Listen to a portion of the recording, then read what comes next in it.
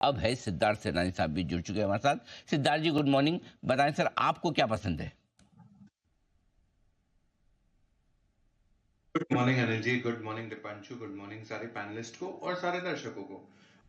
जो स्टॉक पसंद है वो है United Breweries on the alcoholic beverages front. आपको आज का टारगेट अगर रखना हो तो 2075 का, 2075 का, और अगर पोजिशनल टारगेट रखना चाहे तो 2300 रुपए का रख सकते हैं। विद डिस्क्लेमर, मार्च 2021 काफी समय से हम रेकमेंड कर रहे हैं ये स्टॉक को क्लाइंट्स को।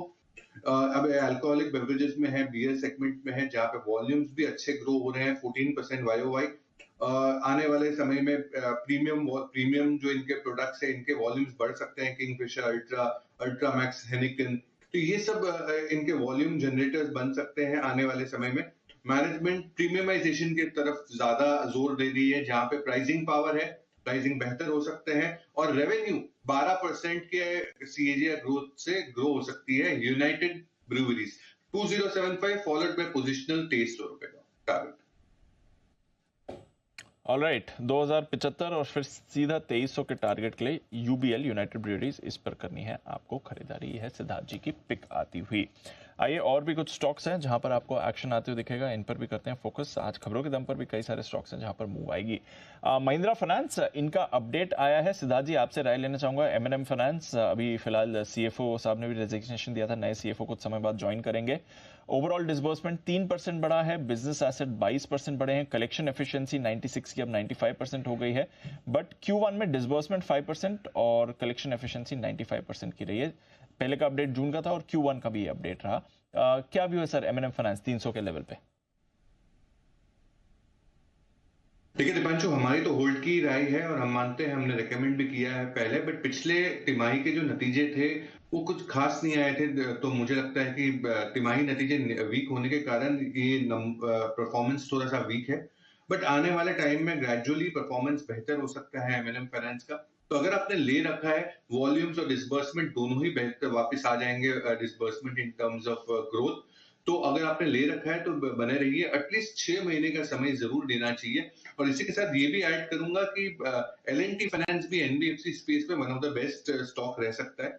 ऑल्दो अपडेट एमएनएम का वीक है फॉर Q1 का, बट मैं मानता हूं अगर आपको दूसरा कोई स्टॉक विकल्प देखना हो तो एल&टी फाइनेंस भी एक विकल्प है। ऑलराइट, तो एल&टी फाइनेंस पर भी रखें नजर, एमएनएम फाइनेंस भी रेडार पर है। केसी इंटरनेशनल, सिद्धार्थ जी लगातार इनके अच्छे ऑर्डर्स आते रहते हैं। कल खबर आई है 1000 करोड़ का ऑर्डर मिला है। डेज हाई पर भी कल बंद हुआ था 900 के ऊपर। केसी इंटरनेशनल इन लेवल्स पर भी वैल्यू दिखती है स्टॉक में सर?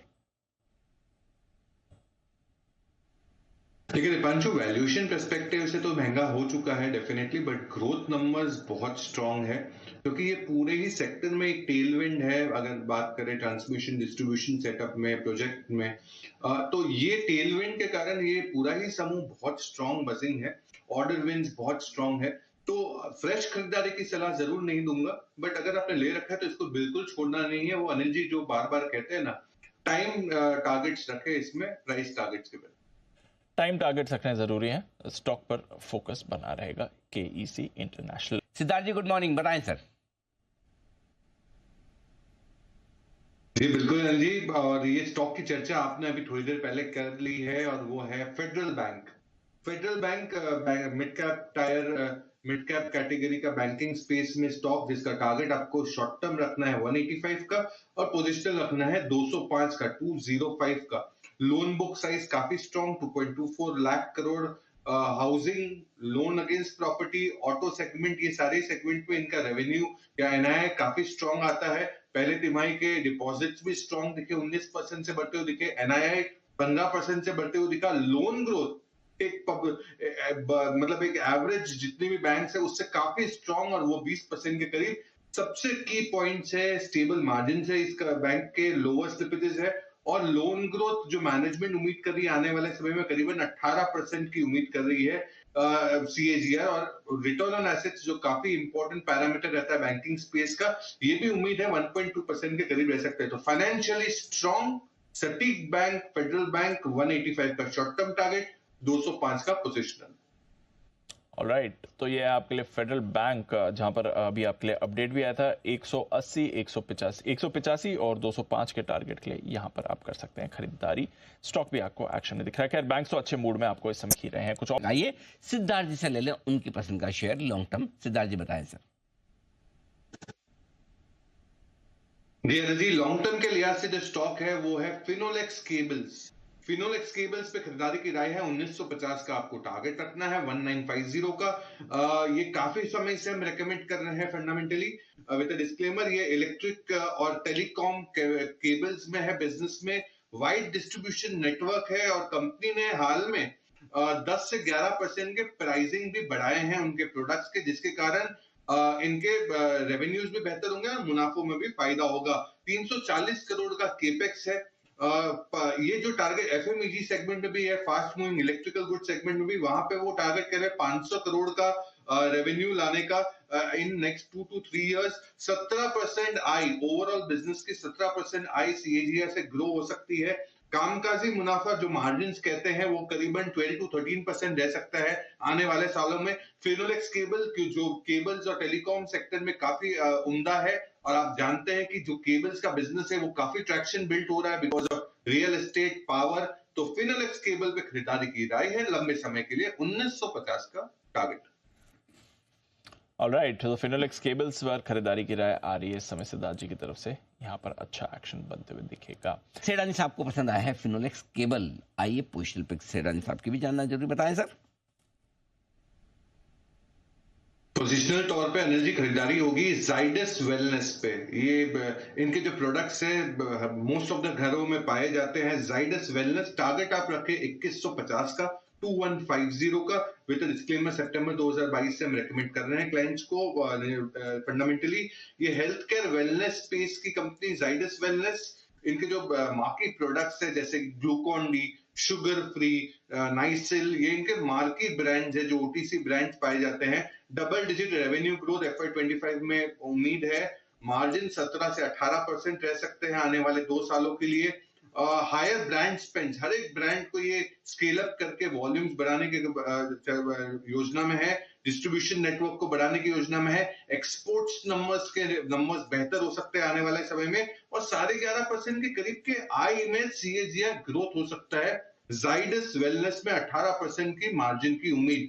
बहुत ही बेहतरीन ब्रांड इक्विटी वाली कंपनी है एफएमसीजी की जाइडस वेलनेस। इसका टारगेट आप जरूर रखें 2150 का। ऑलराइट, 2150 के लेवल्स यहाँ पर इंपॉर्टेंट बनते हैं आपके लिए। जाइडस वेलनेस सुबह से ये काउंटर भी मूव कर ही रहा है। सेडानी साहब ये तो बोलते रहेंगे तो एक दिन तो सबको कहीं न कहीं जाना ही है, आपको पता ही है। तब तक आप बताइए अपनी शॉर्ट टर्म पिक। अंत में लेने का कोई मतलब नहीं है, बाहर ही जाएंगे। जिस दिन प्रबंध बन जाएगा वीनस वगैरह जाने का तब जरूर लेके जाएंगे। जी सर। शॉर्ट टर्म पिक में है max health care. Max health care पे खरीदारी की राय है। 950 का टारगेट रखे। अप्रैल 2024 से विद डिस्प्ले में रेकमेंड कर रहे हैं कुछ ही महीने से। सेकंड लार्जेस्ट हॉस्पिटल चेन है, 16 हेल्थ केयर हॉस्पिटल्स है। एवरेज रेवेन्यू पर ऑक्यूपाइड बेड 85% के करीब है, जो बहुत ही स्ट्रॉन्ग है। 2600 बेड का एक्सपेंशन प्लान है, जो आज 3600 बेड का है, वो और 2600 बेड से बढ़ सकता है नेक्स्ट 3-4 साल में। 1000 करोड़ का फ्री कैश फ्लो जनरेशन है कंपनी का, तो ये काफी स्ट्रॉन्ग पॉइंट है कंपनी के आउटलुक के लिए। रेवेन्यू 25% और कामकाजी मुनाफा भी 25% से सीएजीआर ग्रो हो सकता है। मैक्स हेल्थ केयर का 950 का शॉर्ट टर्म टारगेट रखें। ओके, मैक्स हेल्थ केयर यहाँ पर आपके लिए खरीदारी आ रही है सिद्धार्थ जी की तरफ से। तो कैश स्टॉक्स में आपको एक्शन अच्छा बनते हुए दिखेगा। वैसे तो पूरे बाजार में ही एक्शन अच्छा बन रहा है। By the way Anil ji, मुलाकात करूंगा, तब तक एसपीएल के दोनों खास मेहमानों का बहुत बहुत धन्यवाद, चंदन जी का और सिद्धार्थ जी का। जय कुछ कहना चाहते हैं शायद? जय नहीं जी, मैंने प्रियम कर लिया। नहीं जी, मुझे लगा आप देश के जवानों के लिए। हाँ बिल्कुल, वो बिल्कुल तैयारी है। पहले आपको धन्यवाद करने के बाद आपको विश्वेश जी को और साथ ही बंसल जी को भी बहुत बहुत धन्यवाद। देश के प्रति, देश के जवानों के प्रति सम्मान के साथ करेंगे हम शो का समापन। आप सब अपनी जगह पर खड़े जाएं। आइए, जय हिंद।